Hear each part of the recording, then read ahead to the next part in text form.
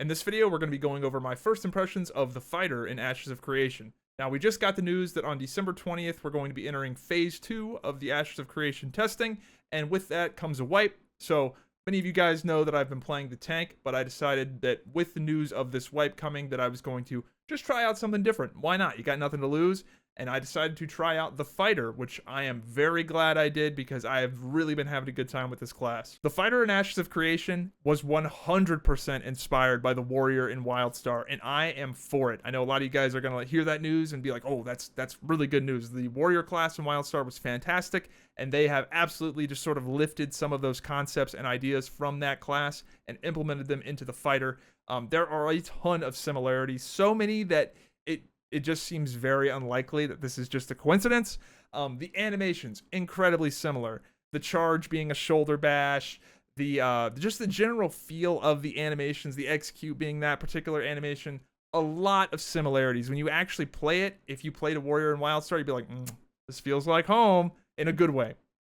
Not only do you have that, you have a lot of passive cleave on your damage abilities, very similar again to the Wildstar warrior. I think a lot of that like play style and skill set of like you having these like more single target abilities that hit harder, but then also having a lot of built-in cleave. Again, very similar to the Wildstar warrior in that sort of vibe. The Berserk is flat out just overdrive from the Wildstar warrior. The ultimate in Overwatch is the ultimate effectively in Ashes of Creation. In the fighter has a skill called Berserk, where you spend all of your resource, just like in Wildstar, and you do a ton of damage, just like in Wildstar, and it resets all your cooldowns, just like in Wildstar. Now, nobody's really complaining about that, and I have no problem with that because it's a really cool mechanic. Berserk in this game is very fun. Overdrive in Wildstar, also very fun.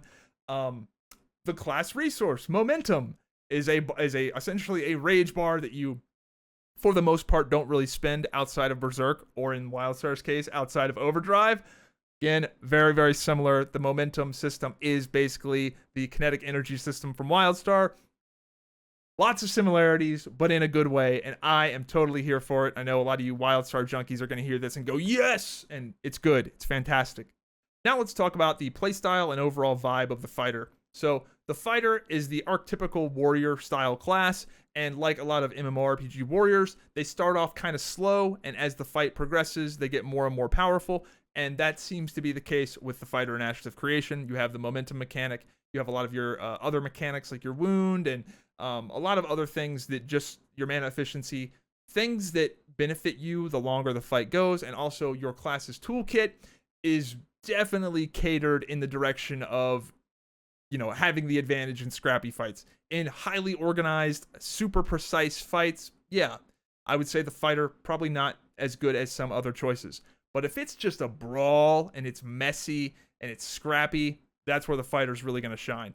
No pun intended, but the class is very momentum based, it seems. And I feel like in PvP, if this is a class that is left to its own devices to just like sit in a backline, like they're just going to dominate just based off of their snowball style mechanics and how they apply debuffs and how it's like almost like an overwhelming pressure kind of thing if they're allowed to get to that point. So that's the vibe I'm getting. You have pretty fun mobility. You have in this game, this is not like World of Warcraft where like everybody's like blinking and jumping and charging around and everybody's got everything. Having mobility like Blitz is sort of rare. Like not everybody has just like a crazy long charge style ability. The fighter has two. They have the Blitz and they have the Leap. So you can cover quite a bit of distance there. And I imagine that as time goes on, they may get more. We only have the class trees to level 25, but that seems to be the vibe. The fighter has pretty good mobility. You also have really, really good CC, like surprisingly good CC. Crippling Blow, in my opinion, is just like one of the best individual skills in the game. It is a 10-second cooldown, 3-second trip with a stagger and a snare. Super low cooldown. That the percentage on that, a 3-second stun on a 10-second cooldown, like that is crazy. So yeah, you've got a lot of CC. You've got some longer cooldown CC. You also have incapacitate with the stun. You've got quite a bit of CC, a lot more than people think. Now, with all that being said, the fighter seems to be, at least in my opinion, the second least played class in the game. At least that appears to be the case on Resna. Let me know if that's different on your server. but it seems like the tank is the least played class, and then the fighter is the second least played class. And that's kind of bizarre to me because the fighter has had a really good reveal. The fighter is probably the most popular class reveal. It's almost unanimously liked by the community. Has really great animations. The power, class fantasy is really, really good on the fighter. Everybody likes it, yet you just don't see them that frequently in the game. And I think there's a bunch of different reasons for that, but I think the primary reason is that, in my opinion, the skill floor for the fighter is much higher than the skill floor for other classes, meaning that the minimum skill threshold required to be at least a little bit effective on a fighter is much higher than that of some of the other classes in the game. Now, that's not to get confused with skill ceiling, which I think the fighter's skill ceiling is probably a little bit lower than some of the more open-ended classes like tank. But I think the minimum requirement is higher, even though the maximum potential may be a little lower. So I think this is the case because with the fighter, you have a lot of things you need to pay attention to and micromanage compared to some of the other classes where you just sort of hit the buttons and they work at mostly 100% effectiveness. You've got to worry about crowd controls, staggers, diminishing returns, just to do damage effectively. Like, not even to CC, but you have to worry about that stuff just to do damage effectively on your class because you have lots of skills that are multiplied by those things for you to do somewhat optimal DPS. You also have a class resource you need to manage and spend effectively, whereas a lot of classes kind of just have the mana bar and that's really it. You are a melee, so that's inherently more dangerous. You don't have the safety of just being able to kite and run away. And in PvP, obviously that's a big thing. And melee in a lot of cases, especially in games that are action combat, is actually harder than ranged because maintaining and mirroring melee distance, in my opinion, is actually harder than aiming very forgiving telegraph abilities in an MMORPG. So you've got that to worry about. That's, in my opinion, harder than ranged overall. The fighter also has quite a few action abilities that have to be aimed. Now, you might be saying, aiming an action combat melee ability, like how hard could that be? But even with like an ability as large as Cataclysm, you're going to have people running through your character model, and you're going to have to do like snap 180 cataclysms on a rogue that, runs behind you, for example. So that kind of stuff, in my opinion, is actually harder on melee classes than it is on ranged, because typically ranged, you're not having to do like quick snap 180s and that kind of thing. Also, with melee action combat, you're having to get value from your positioning in a lot of ways. With your a lot of your attacks, they cleave, so you're going to have to sort of split the difference and try to cleave multiple people. Again, another thing contributing to the skill gap. You also have potentially 3 different stances to micromanage. These different stances give you different attributes based off of your momentum, as well as giving you different debuff properties on your skills. And then, on top of all that, you have probably the most reactive DPS rotation I've seen in the game in terms of proccing Overpower and Brutal Slash, and just the Brutal Slash, Overpower, melee basic attack. Just the way those synergize is very different and very unique from all the other classes in the game. Just those 3 skills have a lot of different interactions where you reset your Brutal Cleave with your basics, but then your Overpower has a different cooldown than your Brutal Cleave, and sometimes the Overpower will come up before the Brutal Cleave. So like if you play the class, you know what I'm talking about. So sometimes you'll weave in Overpowers. It's not like you only use Brutal Slash. Just the way the cooldowns work out and how they're asymmetrical. So you have a very reactive DPS rotation in that regard. You have to be canceling your basic attack combos to utilize your Brutal Slash as soon as it comes up. Then you've got your normal damage abilities that are modified by staggers, trips, bleeds, and we haven't even gotten into the really advanced stuff, which in my opinion is the rhythmic swings and knowing when to fully do your basic attack combo versus canceling it early for the Brutal Slash. Because with rhythmic swings and with Swordsman's Aura and concussions and the shaken debuff you get from the Greatsword, it's gonna get really, really technical. And I'm super here for it. I'm all for a game with high skill expression. And dude, it's already sort of melting my brain, and I'm really, really liking that. And we're only at level 25 is the cap right now, guys.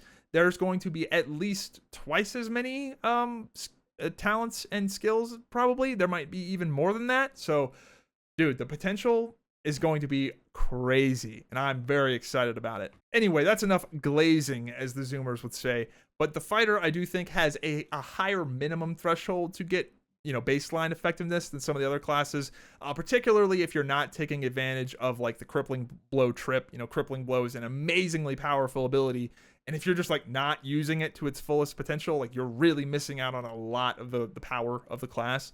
So yeah, I do think that the fighter skill floor is much higher than some of the other classes, but I will say that the overall skill ceiling, unlike the tank, for example, having open-ended abilities like protect, is going to be much higher. And what I mean by that is like a top 5% fighter is probably not going to be that much different than a top 1% fighter. Like there's not a ton of open-ended like skill expression once you like mechanically have it down. There's not a lot of interpretation compared to, say, the tank. The tank protectability, the amount of decision making and potential, like, think of it like a chessboard. There's like 1,000 million different moves that could possibly be. Whereas with the fighter, at least with the revealed abilities we currently have, there's not as many potential choices. Therefore, the skill overall ceiling is probably lower. Same thing with like the bard. The bard has so many potential decisions you can make that the ceiling is really high. But you can probably get away with being kind of like a shitty bard and just, halfway keeping up your melodies, or just, autopiloting certain things, and you probably still are going to be pretty good. Now let's talk about fighter PvP and do a little bit of theory crafting. So right now, the play style for fighters in PvP is very much a shock and awe style. Get in, blow somebody up, get out. And that sort of in practice looks like, you get your longbow out, you build up momentum with a longbow, you blitz in, you blow your cooldowns. As soon as all your cooldowns are gone, you run away. And I think that's going to be the case while the TTK is really low.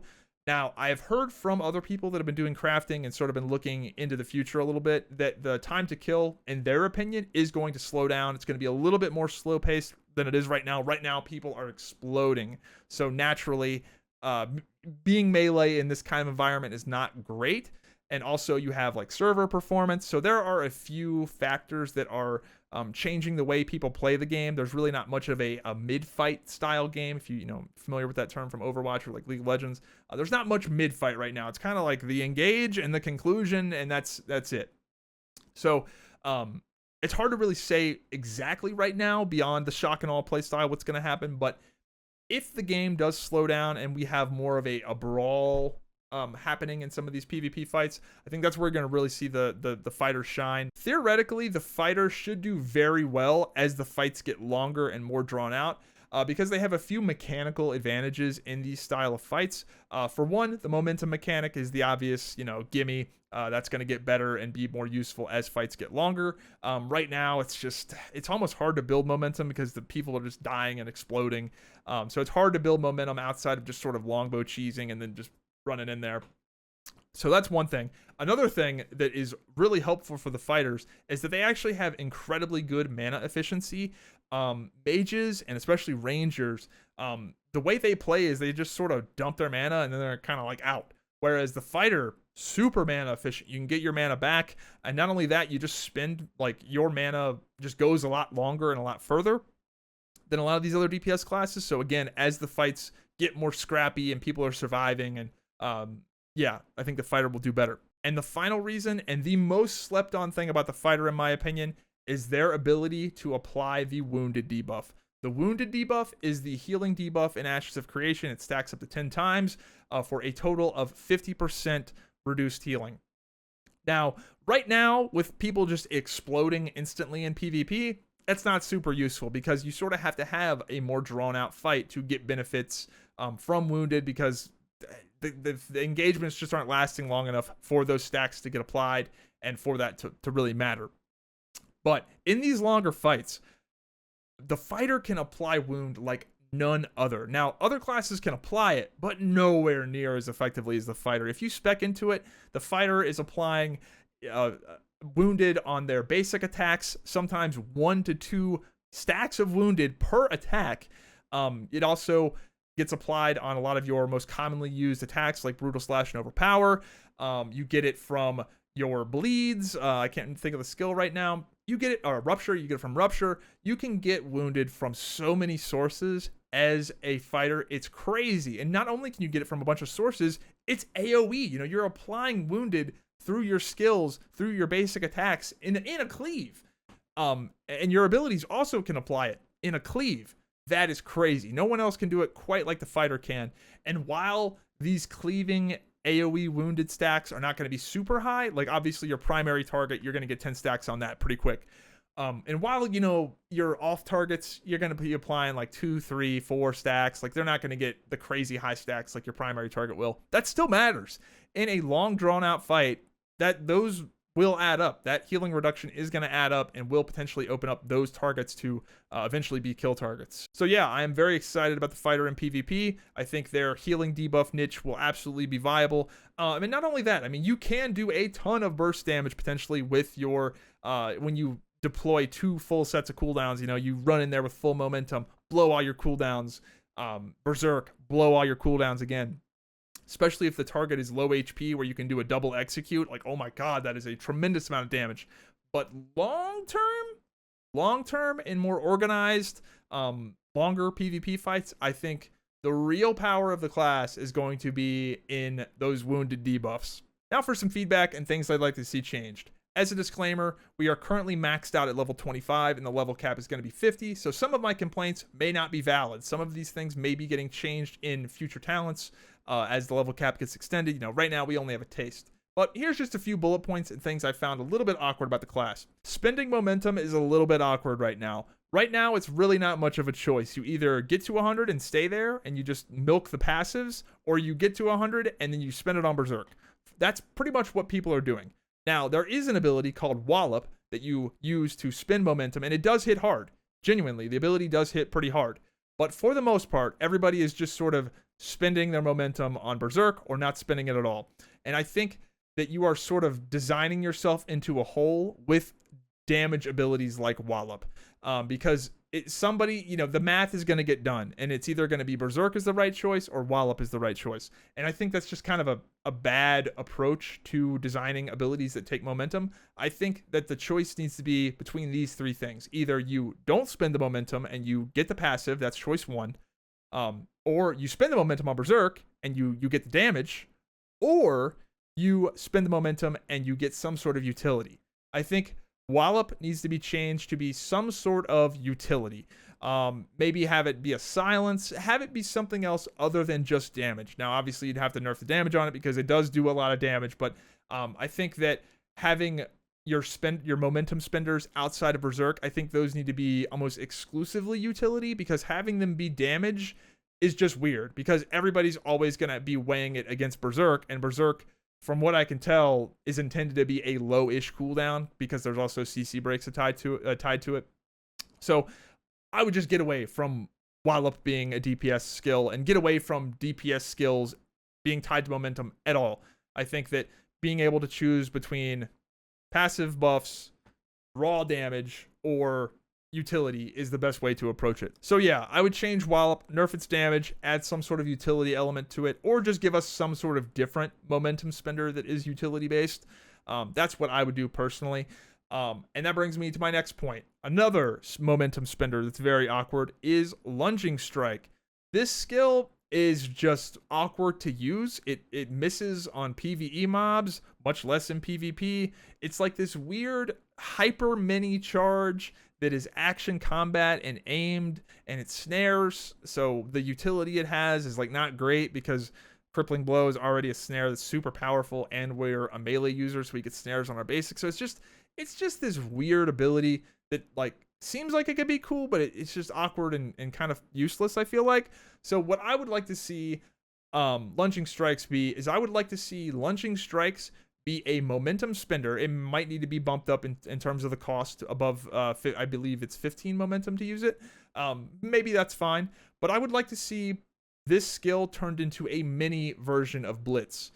Maybe a 15 meter range Blitz that takes momentum. So Blitz, and this would contrast quite well with Blitz, because Blitz is a momentum builder and it's a long range gap closer. It's like one of the best skills in the kit. But I think having a tiny little mini charge that takes momentum would be fantastic, because one of the more infuriating things as a fighter is when somebody's like just barely out of your range, and you don't want to waste Blitz or Leap, but you know, you do still want to get to them. And I think being able to trade damage for a little mini charge is a good trade. I think that's a fun little bit of utility. Sure, it would have to be balanced. Maybe 15 momentum is too much or too little of a cost for that ability. But I think that that's a much more fun design for lunging strikes, in my opinion. Just have it be a targeted mini charge style ability. If any of you guys played like a Legion Warrior where they had the ranged execute, where it, you know, your execute was a ranged attack and it had like an 8-yard range, I think that was a super fun ability. Have it be maybe something like that potentially, without the execute mechanic, but you know what I mean if you've played that.